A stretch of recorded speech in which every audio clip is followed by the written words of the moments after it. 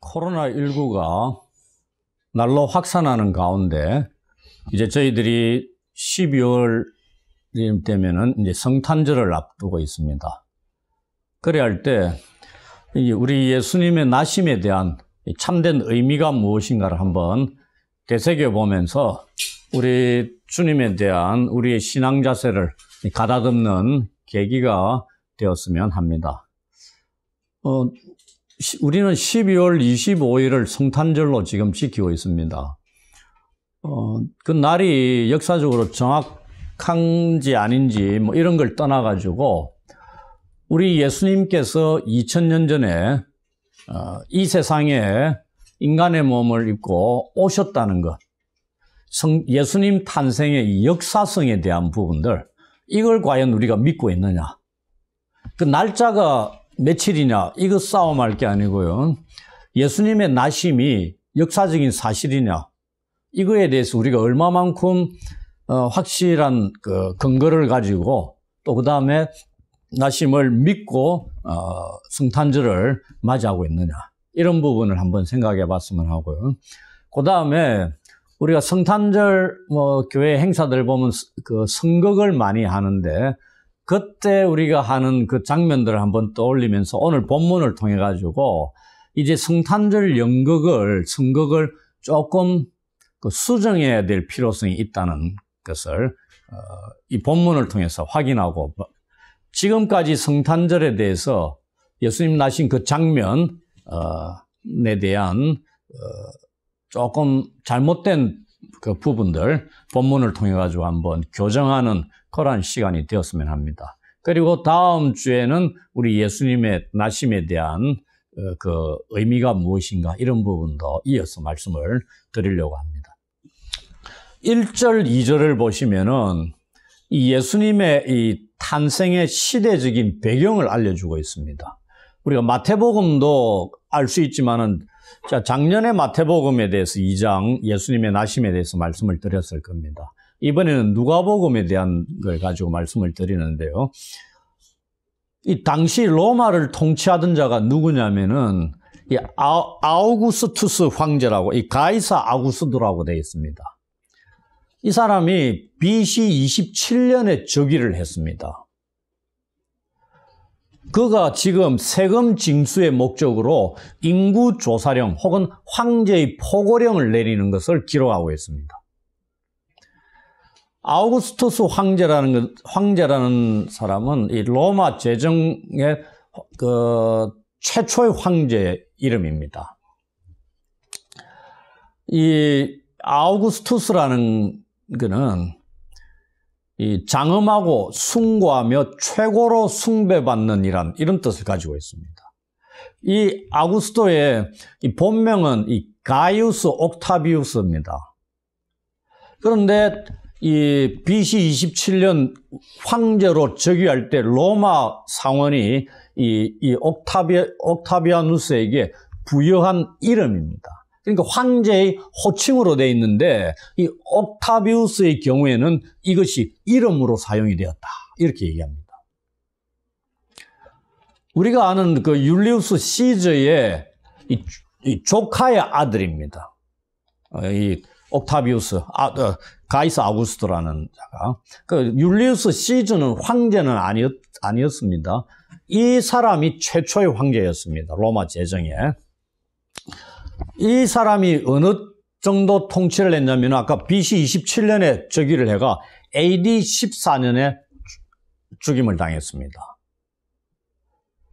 이 당시의 통치 시기를 평화의 시기로 얘기합니다. 그리고 이것이 폭넓게 인정되던 어느 정도 긴 기간이었습니다. 약 몇 년 됩니까? 한 40년 정도 되잖아요. 40년이면 깁니다. 이 로마 황제에 의한 인구조사는 이 누가복음에는 이 로마 황제가 언급되고 있습니다. 마태복음에는 누가 언급될까요? 헤롯 임금이 언급됩니다. 근데 여기는 로마 황제가 언급됩니다. 그게 뭘 의미하냐면은 이 누가복음의 이 예수님 탄생의 기록은 세계 역사의 맥락 속에 집어넣고 있다 이 말입니다. 유대 땅, 이스라엘 땅 거기에 국한시킨 게 아니고요. 당시 로마는 전 세계를 지배했던 제국이잖아요. 그 맥락 속에 예수님 탄생을 넣고 있다는 얘기는 무슨 의미냐면은 하나님께서 전 세계를 섭리하고 계시는데 지상의 최강의 통치자가 누구다? 가이사 아우구스토입니다. 이 자를 이용해서 예수께서 탄생하고 있다는 것을 이 자를 이용해서 이 누가는 기록을 하고 있다 이 얘기입니다. 왜냐하면은 그가 인구 조사를 명령을 했다고 그랬죠. 이 칙령을 내림으로써 예수님께서 예수님을 잉태한 마리아와 요셉이 어디로 가냐면은 다윗의 동네로 갑니다. 그 어디 베들레헴이라 그랬죠. 거기에서 예수님이 탄생하게 되는 일을 이 가이사 아우구스토의 인구조사 칙령에 의해서 이루어지는 셈이 되는 거죠. 그래서 우리가 구약 성경에 보면은 이방 임금을 하나님께서 사용하는 예들이 있습니다. 고레스 왕을 사용한다든지 그 다음에 징벌을 위해서도 이방 민족의 왕을 사용하기도 하고 선한 일을 위해서도 사용하기도 하고 꼭 이스라엘 민족의 왕들만 사용한 게 아니다는 얘기입니다. 전 세계의 모든 국가나 통치자들을 하나님께서 다 관장하신 주권을 갖고 계시는 그런 분이다 이 얘기입니다. 그걸 오늘 여기서 예수님 탄생에 대해서 좀 더 스케일을 넓게 보고 있는 게 누가복음의 예수님 탄생의 기록입니다. 이 인구조사는 또 하나 덧붙이는 게 구레뇨가 수리아 총독이 되었을 때 처음 한 것이다 이렇게 기록하고 있습니다. 이 역사적인 기록을 남기고 있죠. 그러면은 역사 기록물을 가지고 진짜 예수님이 탄생한 시기가 여기가 맞느냐 점검해 볼 수 있는 자료를 제공하고 있는 것이다. 이래 보시면 됩니다. 그러면은 여기에 1절에 그때에 돼 있죠. 이때가 시기적으로 언제냐 제가 조금 설명을 드리도록 하겠습니다. 누가복음 1장 5절에 보시면은 이때가 유대왕 헤롯 때다 이렇게 나와 있습니다. 세례 요한의 출생에 대해서 언급할 때 그렇게 얘기를 합니다. 시대적인 배경이 유대 땅을 다스리던 헤롯 임금이 돼 있을 때 그때에 이런 예수님의 탄생의 기사가 나오는데 세계적으로는 가이사 아우구스토가 통치할 때다. 그것도 인구조사 칙령을 내렸을 때다. 그러면은 역사적으로 연도가 대충 나오겠죠. 그럼 예수님 탄생의 연도까지 우리가 대충 파악을 할 수 있다. 그 얘기입니다. 이 인구조사령이 역사적인 사료를 보면은 14년마다 등록이 되었다. 이렇게 얘기합니다. 그 14년 주기로 시행을 했다. 이 말입니다. 그 보고서가 발견이 됐답니다. 그것을 보면은 AD 20년하고 AD 48년에 인구조사가 있었음을 확인할 수 있습니다.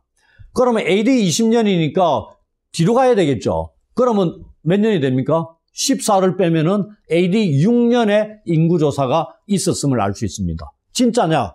이 기록 말고도 요세푸스라는 역사가가 있습니다. 그가 인구조사가 있었는데 그거는 어떻게 표현하냐면 악티움 해전에서 안토니우스가 패한 해로부터 37년째 되는 해에 인구조사가 실시되었다. 이렇게 기록에 남깁니다. 참 복잡하게 남기죠. 근데 이거 복잡한 게 전혀 아닙니다. 왜? 악티움 해전은 세계적인 해전이기 때문에 이게 BC 31년 8월 2일에 일어났습니다. 이렇게 기록이 다 남아 있습니다. 그렇다면은 이 인구조사가 이 31년 악티움 해전이 일어난 해로부터 37년째 시행이 됐다 그랬죠. 그러면 어떻게 됩니까? AD 6년이 딱 떨어집니다. 그러니 AD 6년에 인구조사가 실시됐다는 것은 역사적인 기록입니다. 이 팩트라는 얘기입니다. 그러면 다시 14년을 거슬러 빼면 몇 년이 되냐는 얘기입니다. AD 6에서 14로 뒤로 가보십시오. BC 8년이 나옵니다. 이때 인구조사가 있었다. 그런 것을 알 수 있겠죠. 왜? 역사적으로 14년 주기로 칙령을 내리고 시행을 했다고 나와 있으니까. 그런데 문제가 하나 발생합니다. 지금 BC 8년에 인구조사가 이루어졌다 그랬죠. 그러면 예수님 탄생이 몇 년이 돼야 돼요? BC 8년이 돼야 됩니다. 근데 우리가 알기로 예수님 탄생은 BC 8년이 아닙니다. BC 5, 6년 정도 언저리입니다. 그건 또 설명을 드릴게요. 왜 더 땡길 수는 없느냐? 더 땡길 수 없는 이유가 있습니다. 우리가 알기로는 BC 5, 6년이 예수님 탄생의 가능성이 가장 높은 연도로 생각을 하는데 몇 년의 갭이 생기죠. 차이가 발생한다는 얘기입니다. 이거 어떻게 설명할 거냐 이겁니다. 굉장히 어려운 문제입니다. 황제는 인구조사를 명령을 했어요. 그럼 속국들 다 로마뿐만 아니고 속국들이 다 시행을 해야 되잖아요. 그런데 지배하던 속국들이 어마어마하게 영토가 넓었습니다. 명령이 딱 떨어질 때 우리처럼 오늘날처럼 휴대폰으로 한번 딱 한다든지 인터넷으로 공지를 올릴 수 있는 게 아니죠. 다 파발이든지 이 정보를 알려야 됩니다. 그러면은 무슨 일이 생깁니까? 속국들마다 가까이 있는 속국들, 멀리 있는 속국들마다 시행 연도가 차이가 발생할 수 있다는 얘기입니다. 한 모든 지배당하던 나라가 일시적으로 일괄적으로 한 시간에 실시할 수 있는 게 아니다 이 말입니다. 그래서 헤롯 임금도 거리는 그래 뭐 제법 떨어져 있죠. 팔레스타인하고 이스라엘하고 로마하고 생각해 보십시오. 지도를 한번 펼쳐 보십시오. 그런데 영을 받았을 겁니다. 그런데 무슨 이유인지는 모르겠지만은 헤롯이 머뭇머뭇거렸을 것이다. 그래서 몇 년이 흘렀을 것이다. 이렇게 얘기합니다. 또 인구조사는 지역별로 행해졌답니다. 그러니까 로마가 통치하던 모든 지역의 모든 지방정부의 통치자들이 세워져 있었죠. 그래서 지방정부가 동시에 황제의 칙령을 그대로 시행하지는 않았다는 얘기입니다. 그 지방의 특성에 따라 다 다르게 시행을 했을 것이다. 그것을 추측해 볼 수 있습니다. 그렇다면은 황제의 인구조사 칙령이 내려진 후 약 2, 3년이 지난 뒤에 이스라엘 땅에서 헤롯은 인구조사를 진행했다는 것을 짐작할 수 있습니다. 헤롯이 미룬 이유는 정확하게 밝혀지지 않습니다. 그런데 헤롯이 언제 죽었냐면은 BC 4년에 죽었습니다. 그러면 BC 8년에 인구조사를 하라고 로마 황제가 명을 내렸습니다. 그런데 헤롯은 BC 4년에 죽었어요. 그러면 예수님 탄생은 언제가 돼야 되냐? 요 사이가 돼야 된다는 얘기입니다. BC 3년이 될 수가 없죠. 우리가 복음서를 보십시오. BC 3년에까지 헤롯이 살아있습니다. 죽었고 헤롯이 살아있을 때 예수님 탄생하고 난 뒤에 아이들 2세 이하 아이들을 죽이는 명까지 내렸던 인물이 헤롯입니다. 그러니 헤롯이 살아있을 때 예수님이 탄생을 합니다. 그러니 BC 8년에서 BC 4년 사이 우리가 추정하기로는 죽기 직전이다. 헤롯이 죽기 직전이다. 그래서 한 5, 6년 정도 이렇게 충분히 생각할 수 있다.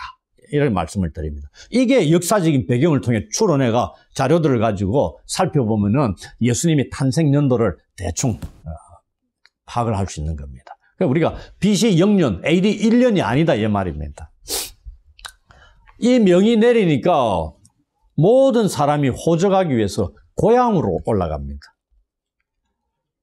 이 당시 이 구레뇨가 수리아 총독이 된 걸 왜 언급하냐면은 이 팔레스타인 이스라엘 땅은 수리아의 관할 구역이었습니다.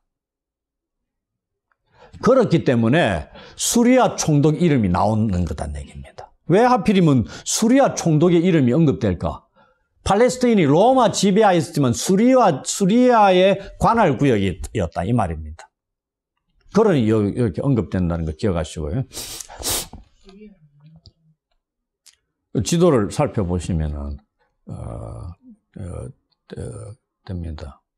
그 로마의 한 주고 수리아라는 건 오늘날 구레뇨가 수리아 총독으로 임명이 되고 됐는데 지도를 살펴보시면 수리아라는 지역이 어디를 그래 시리아. 예.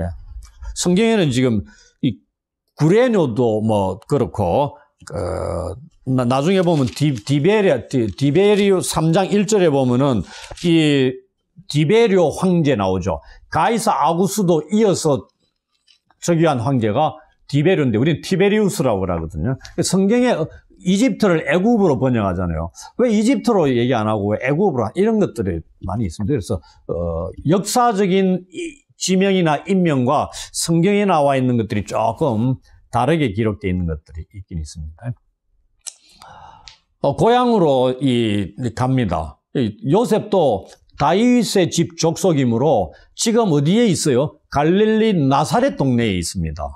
거기에 북쪽이죠. 거기에서 남쪽 유대를 향해 베들레헴이라고 이름하는 다윗의 동네로 호적하기 위해서 약혼자 마리아와 함께 갑니다. 지금 결혼한 게 아니고 약혼한 겁니다. 로마 제국의 대부분의 지역에서 시행되고 있던 이 세금에 관한 법들은 세대주만 가도록 되어 있었습니다. 근데 왜 정혼한, 약혼한 이 마리아까지 데려갔을까? 지금 이 이스라엘이 수리아 지배를 받고 있는 관할 구역이라 그랬죠. 그래서 이 수리아 주는 여자들에게도 세금을 부과했다고 기록에 나와 있습니다. 그래서 마리아도 동행했을 수 있다, 이렇게 얘기합니다. 이러한 행위는 요셉이 황제의 칙령을 지키고 있다는 걸 우리가 볼 수 있습니다. 근데 아까 말씀드렸죠. 가이사 아구스토를 통해서 하나님이 역사하신다고. 그로 인해서 예수님이 어디에서? 베들레헴에서 탄생하신다. 그게 구약에 예언된 거죠. 그것을 이루시는 겁니다. 그 당시 마리아는 이미 임신한 상태였습니다. 이제 6절, 7절 보시면은 요셉과 마리아가 이 베들레헴에 미리 올라갔습니다. 그리고 어느 곳에서 머물고 있었다는 걸 알 수 있습니다. 그리고 마리아가 해산할 날이 차게 되어서 첫 아들을 낳았습니다. 그리고 그 첫 아들이 누구냐면 예수님이죠. 그걸 예수님을 강보로 싸서 구유에 뉘었다, 이렇게 되어 있습니다. 왜 구유에 아기 예수님을 뉘었을까요? 구유가 뭐죠? 짐승들의 밥통입니다. 방바닥에 누워야 되잖아요. 그런데 왜 여기에 누이냐면 그 당시에 머물고 있던, 우리 성경에 보면 여관에 있을 곳이 없었기 때문이다, 이렇게 나옵니다. 여기에서 우리가 지금까지 정확하게 알지 못했던 사실들을 몇 가지 살펴보도록 하겠습니다. 첫째는 이 구유의 위치에 대한 겁니다.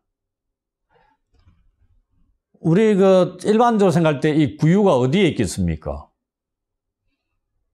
가축들 마구간이나 축사에 있겠죠. 그래 생각하시죠? 전혀 아닙니다. 우리가 이 선거를 할 때도 사람이 있는 방과 별도로 마구간 축사가 따로 떨어져 나옵니다.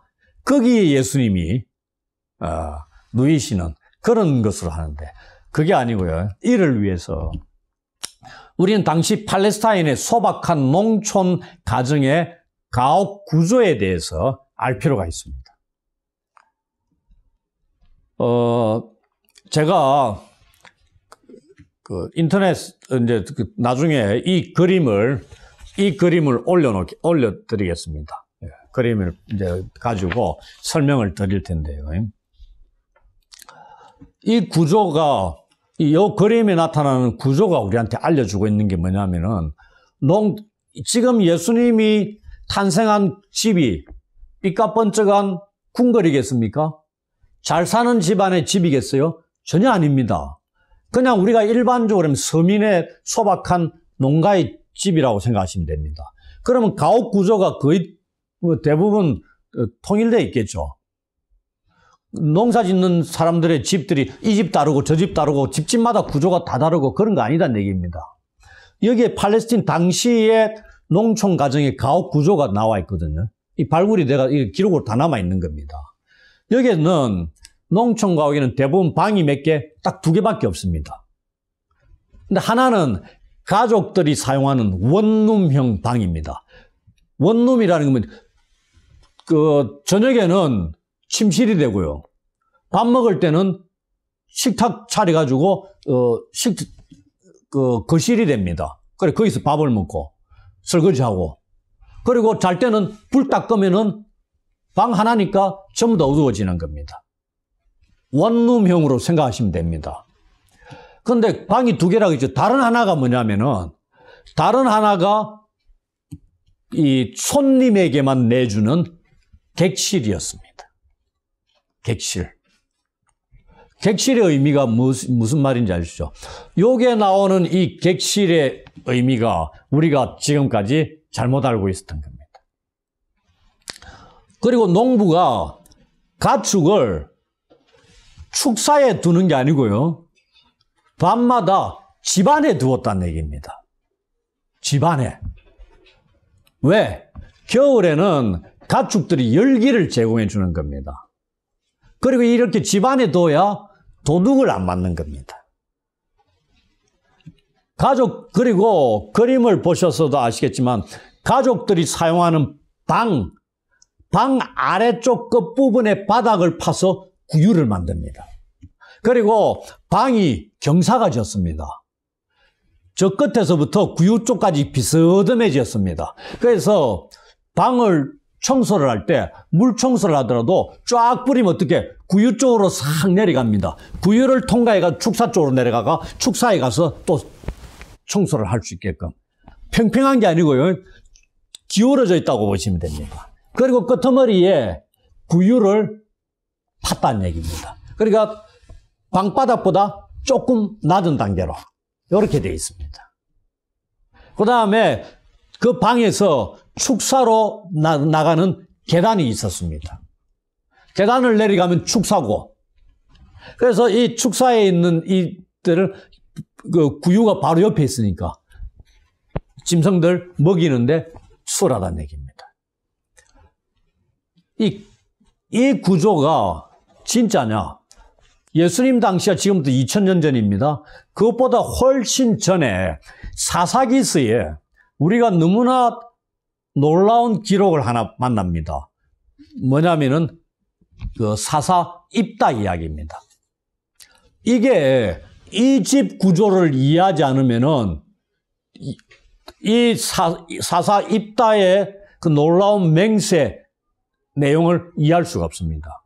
그리고 이 가족들이 머무는 집안에 짐승을 뒀다 그랬죠. 그러면은 이른 아침에 짐승들을 밖으로 내갑니다. 밤에 되면 또 데려오고 이른 아침에 또 내갑니다. 그럼 사람이 일어날 때쯤 되면은 짐승이 있어요, 없어요? 없는 겁니다. 이른 아침 또 바깥에 내가지고 바깥에 묶어두든지 그래 하니까. 무슨 말씀인지 아시겠죠? 근데 입다 이야기에 무슨 내용이 나오냐면은 입다가 전쟁터로 나가면서 하나님께서 나를 승리하고 돌아오게 하시면은 내 집에서 가장 먼저 나오는 걸 희생제물로 바치겠다. 이렇게 돼 있죠. 서원을 합니다. 하나님 입다로 인해서 전쟁에서 승리하게 합니다. 그런데 그가 집으로 돌아왔을 때 집에서 제일 먼저 나오는 자가 누굽니까? 그의 딸입니다. 그래서 끔찍한 비극이 벌어지는 겁니다. 그리고 전쟁에서 이기고 돌아온 입다가 아마 아침 일찍 돌아왔을 가능성이 높습니다. 그런데 뭐냐면은 입다가 맹세를 자기가 전쟁에서 이기고 돌아올 때 집에서 사람이 나올 걸 생각하겠습니까?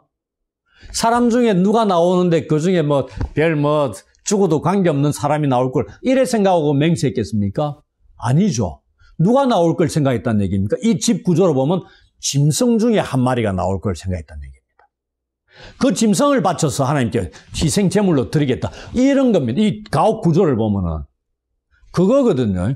사람이 나오는 것, 이 가축이 집안에 없었다면은 사람이 나오는데 입다가 맹세를 하겠습니까? 사람을 바쳐서 하나님께 죽여 드릴 걸로? 전혀 안 그렇다는 얘기입니다. 이 어마무시한 도살, 사람을 죽여가지고 번제로 바치는 이 이야기를 입다가 뻔히 알고서 맹세를 했겠느냐 이 말입니다. 아니다는 얘기입니다. 그래서 그가 사람이 나오는 게 아니고 짐승이 제일 먼저 나올 걸로 생각을 충분히 할 수 있었다. 그런데 하필이면은 딸이 먼저 나왔다 이 말입니다. 그러니 이거는 엄청난 충격이고 비극적인 이야기다 이 말입니다. 이 가옥 구조를 이해하지 못하면은 입다의 사건까지도 제대로 이해할 수 없는 겁니다. 우리는 이제 입다 이야기도 충분히 이해를 할 수 있는 겁니다. 그래서 구유의 위치가 어디에 있는가를 이제 말씀을 드렸고요.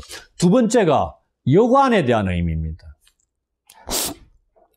여관으로 번역된 단어가 뭐냐면은 카탈루마입니다. 헬라어로.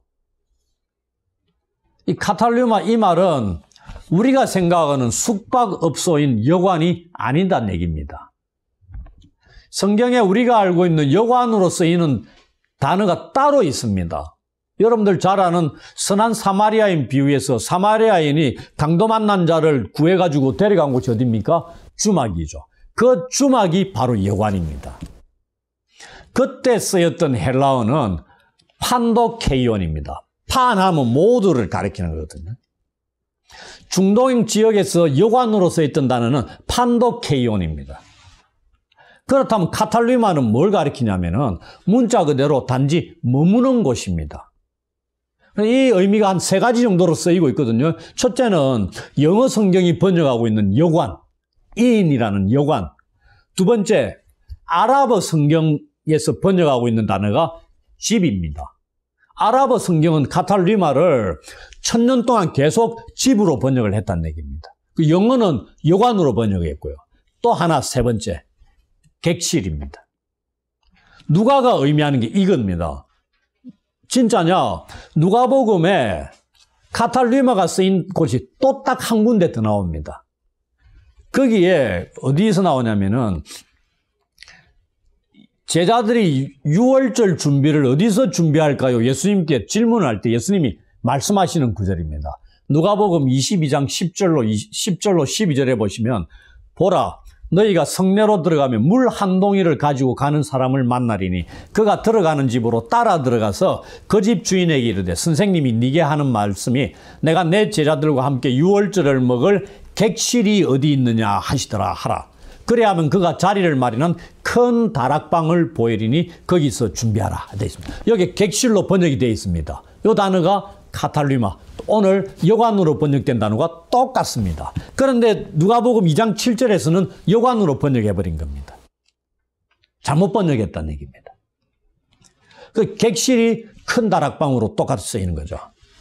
명확한 의미를 누가복음 22장 여기 밝히고 있어요. 객실이라고. 주인이 거하는 집이 아니잖아요, 객실은. 그런데 이거는 22장에는 큰 다락방과 같은 개인 집에 있는 객실입니다. 객실이 큰 다락방, 12명이 머물 수 있는 그런 큰 규모의 다락방도 있을 수 있고, 그 다음에 아까 말씀드린 주인집 바로 방 옆에 달아내려가지고 지은 그런 객실도 있습니다. 왜냐하면 중동에서는 나그네 대접하는 게 아주 익숙해 있잖아요. 그 나그네 오면은 풍성하게 대접을 하려고 합니다. 그런데 자기들이 거하는 그 집으로 모시고 돌아올 수 없다 이 말입니다. 그래서 자기가 살던 집에 방 하나를 따로 달아내가지고 객실을 만들어 놓는 겁니다. 자기들이 여기 거하는 게 아닙니다. 나그네들을 위해서 거하는. 그게 객실입니다. 이게 카탈루마고. 그런데 성경에서는 여관으로 번역해버린 겁니다. 그래 보시면 됩니다. 그래서 이러한 배경 지식을 가지고 2장 7절에 예수님 탄생 이야기에 적용해 보면 정확한 의미가 무엇인지를 알 수 있습니다. 마리아는 첫 아들을 낳았습니다. 이 첫 아들을 낳았다는 말씀이 무슨 의미겠어요? 예수님 앞에 태어난 아들이 딸이나 없다 이 말입니다. 마리아로부터 가장 먼저 출생한 분이 예수님입니다. 그 뒤로 줄줄이 형제들이 나왔습니다. 여동생도 있고요. 안 나는 예수님이 외아들이 아니고 첫 아들입니다. 그리고 이 첫 아들은 누가복음 2장 23절까지 예비해 주고 있습니다.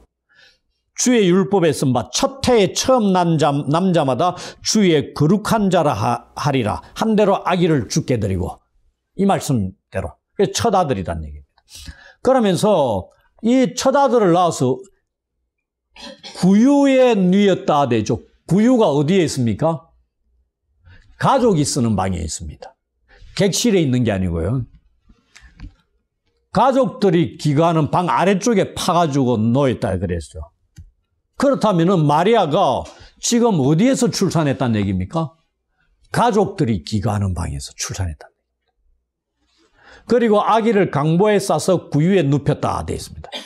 우리가 생각하기로는 예수님이 선거 갈 때마다 어디요? 차갑고 어두침침한 마구간 같은 그런데 구유에 탁 누워 계십니다. 그러면서 빛이 반짝반짝 빛나는 거죠.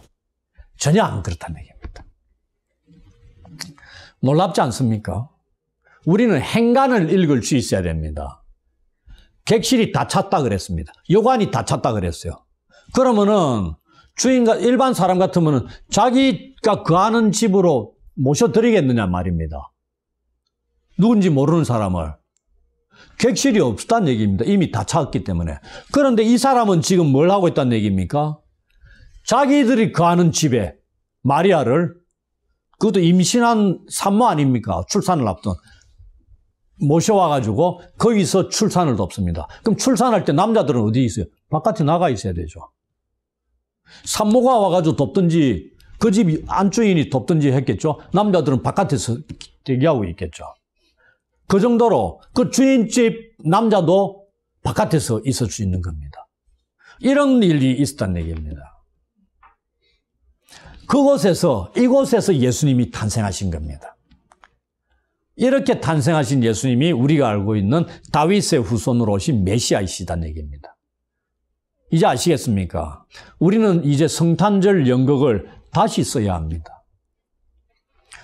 이상의 이 내용은 미가서 5장 2절의 예언을 성취하고 있는 겁니다. 베들레헴 에브라다여 너는 유다 족속 중에 작을지라도 이스라엘을 다스릴 자가 네게서 내게로 나올 것이라. 그의 근본은 상고에 영원에 있느니라. 이 예언을 이루는데 누가 쓰임받았다? 가이사 아구스도가 쓰임받았다는 얘기입니다. 하필이면 그때 인구조사 칙령을 내리는 겁니다.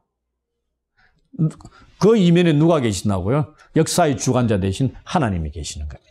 그래서 성경은 때가 참에 이런 말씀이 있죠. 그 때가 찬다는 건 구약 예언을 이루는 것뿐만이 아니고 그 역사 속에서 움직이는 모든 인물들, 특히 로마 황제까지도 사용을 하셨다 이 얘기입니다. 이 말씀은 마태복음 2장 6절은 조금 다르게 옮기고 있습니다. 또 유대 땅에 베들레헴아 너는 유대 고을 중에서 가장 작지 아니하도다. 네게서 한 다스리는 자가 나와서 내 백성 이스라엘의 목자가 되리라. 이렇게 번역하고 있습니다. 미가서 5장 2절을 조금 마태 누가가 조금 다르게 번역하고 있습니다. 이를 통해 우리가 알 수 있는 것은 요셉과 임신한 마리아는 호적하기 위해서 나사렛 동네에서 베들레헴까지 여행을 했고 그곳에서 누군가가 이들을 집으로 받아들여 머물게 했다는 걸 알 수 있습니다. 그곳에서 예수님이 탄생하신 것이다. 마구간에서 탄생하신 것이 아니고요. 이 성경대로라면 무슨 말씀인지 아시겠죠? 이제 마무리하겠습니다. 이 로마 시대 최초의 황제인 이 가이사 아구스도가 로마를 통치하던 시대에 예수님은 한 인정 많은 그러나 이름 없는 가정에서 태어나시고 구유에 몸을 의지하셨습니다. 한 사람은 지금 전 세계를 호령하며 아구스도의 평화를 누리게 하는 황제로 군림하고 있었던 반면에 온 세상의 참 왕이시고 이 세상에 평화와 구원을 가져다 주시는 주가 되시는 분은 초라하고 보잘것없는 자그마한 방에서 탄생하셔서 빛나는 보좌가 아니라 짐승의 밥통인 구유에 몸을 누이셨다는 것을 오늘 우리는 본문을 통해서 확인하게 됩니다. 너무나 극단적인 대비가 아닐 수 없습니다. 이 아기에 대한 좀 더 자세한 내용은 제가 다음 주에 그 다음 본문을 통해서 살펴보도록 하고 말씀을 드리겠습니다. 그러나 오늘날은 어떻습니까? 이 로마 황제는 역사 속의 한 인물로 사라졌습니다. 반면에 구유에 누우셨던 아기는 지금도 살아계셔서 온 세상을 통치하시는 주가 되십니다. 그리스도인들의 경배를 받고 계시는 분이 되십니다. 사실 로마 황제는 온 세상의 왕으로 오신 이 아기 예수님의 탄생을 더욱 빛나게 하는 조연 역할을 감당했던 자라고 표현할 수 있습니다. 그가 주연이 아니다는 얘기입니다. 그 당시 로마가 세계를 지배하던 주연이었을지라도 역사 속에서는 실질적인 주연은 지금 어느 이름 모를 가정에서 출생하신 구유에 누이신 이 아기 예수님이시다 이 말입니다. 우리가 섬기는 것은 세상의 그 어떠한 것이 되어서는 안 됩니다. 오직 2000년 전에 구유에 누우셨던 분으로서 십자가에 죽으시고 부활하심으로 우리의 구원자가 되시고 하나님 보좌 우편에서 우리의 중보자가 되시는 한 분 예수 그리스도만이 우리가 섬겨야 할 유일한 분이십니다. 세상에는 우리를 미혹해서 우리의 마음을 빼앗고자 하는 것들이 너무나 많이 있습니다. 우리의 마음은 흔들리지 않아야 합니다. 성탄절을 앞두고 우리는 다시 한번 주님을 향한 우리의 마음가짐을 가다듬는 시간이 되었으면 합니다. 그리하여 경배를 받으시기에 합당하신 우리 주님께만 마음과 뜻과 정성과 힘을 다하여 경배와 찬양을 돌려드리는 성탄절을 맞이하시기를 주의 이름으로 축원합니다. 아멘.